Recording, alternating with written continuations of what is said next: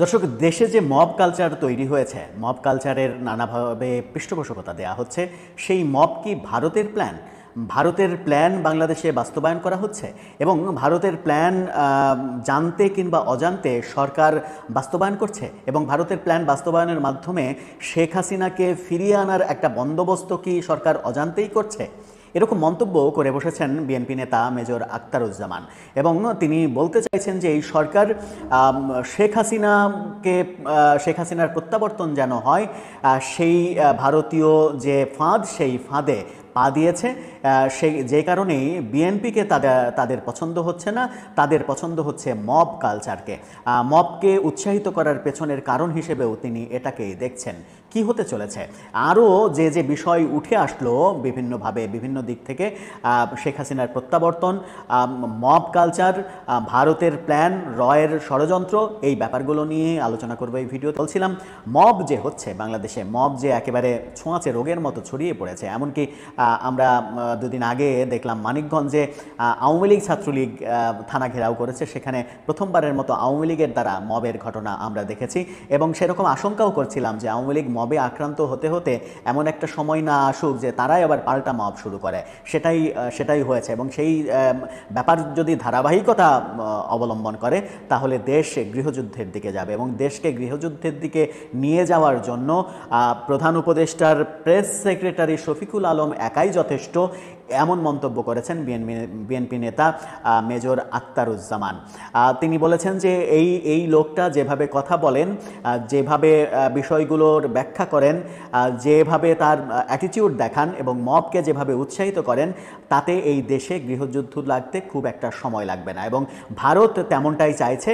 বাংলাদেশে মব হোক, বাংলাদেশে প্রচণ্ড বিশৃঙ্খলা হোক, দেশ একটা গৃহযুদ্ধের দিকে যাক, প্রচণ্ড উত্তেজনাকর পরিস্থিতি তৈরি হোক, যে পরিস্থিতিতে শেখ হাসিনাকে ফিরিয়ে এনে এদেশে স্টাবলিশ করাটা সহজ হবে, তেমন প্রেক্ষাপট তৈরি করতে চাইছে ভারত এবং সেই চাওয়াটাতে সরকার এক ধরনের কাজ করে যাচ্ছে। হতে পারে সরকার জ্ঞাতসারে করছে কিংবা অজ্ঞাতসারে করছে, ভারতের পারপাসটাই সার্ভ করে যাচ্ছে। তারা ভারতের ফাঁদে পা দিয়েছে, এমনটা তিনি বলার চেষ্টা করেছেন। এই কথা তিনি যখন বলছেন তখন অন্যদিকে ডোনাল্ড ট্রাম্পের সঙ্গে প্রফেসর ইউনূসের যে সম্পর্ক আমরা মাঝখানে মনে হচ্ছিল যে সম্পর্কটা জোড়া লাগার পথে যাচ্ছে, কিন্তু সর্বশেষ যে শুল্ক আরোপের ঘটনাটা ঘটলো তাতে এটা নিশ্চিত হয়ে গেল যে ডোনাল্ড ট্রাম্পের সঙ্গে প্রফেসর ইউনূসের সম্পর্কটা রিবিল্ড হয়নি।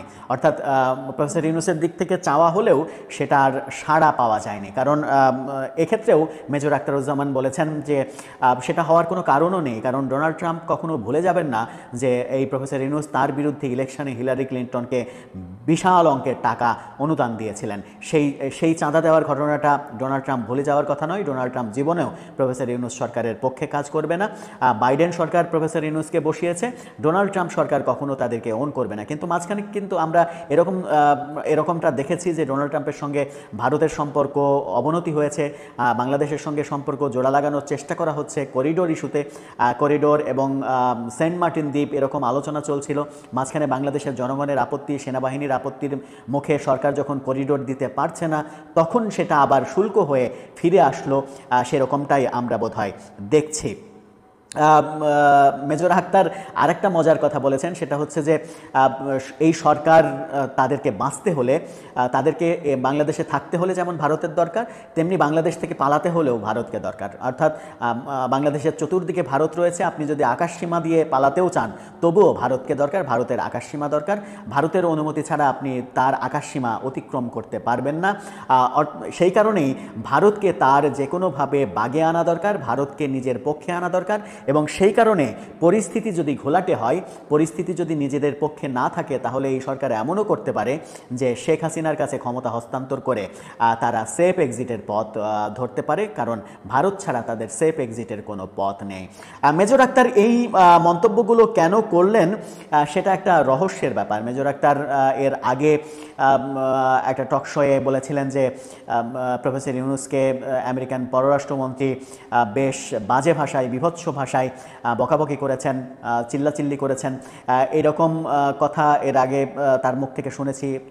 তিনি ছাড়া আর কেউ এই ধরনের কথা বলেননি। তিনি বলেছেন যে আমি নিশ্চিত হয়ে জেনেই বলছি যে ধমক দিয়েছেন, খুবই বাজে ভাষায়, বিশ্রী ভাষায় ধমক দিয়েছেন।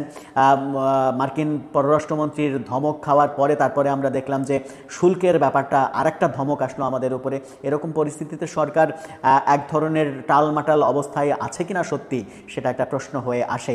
মেজর আক্তারের এই কথাগুলো যদি মোটামুটি আমলে নেওয়া যায় তাহলে কি সরকার এই কারণেই দ্রুত নির্বাচনের দিকে হাঁটছে কিনা, ফেব্রুয়ারিতে নির্বাচনের দিকে হাঁটছে কিনা, কিংবা ভারতকে অনুকূলে রাখার জন্য শেষ পর্যন্ত আওয়ামী লীগের উপরে যে নিষেধাজ্ঞা, কার্যক্রমের উপরে যে নিষেধাজ্ঞা, সেই নিষেধাজ্ঞা তারা তুলে নিতেও পারে এবং তুলে নিয়ে আওয়ামী লীগকে নির্বাচনে অংশগ্রহণ করতে দিতে পারে, এমন আলোচনাও রয়েছে।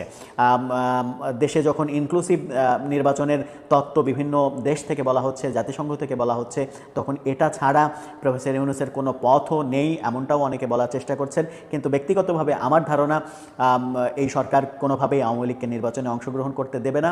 আওয়ামী লীগকে ছাড়াই নির্বাচন হবে, সেই নির্বাচন বিতর্কিত হোক কিংবা গ্রহণযোগ্য হোক, তাতে এই সরকারের কোনো যায় আসে না, কারণ পরবর্তী সরকারের হাতে ক্ষমতা দিয়ে তারা চলে যাবে।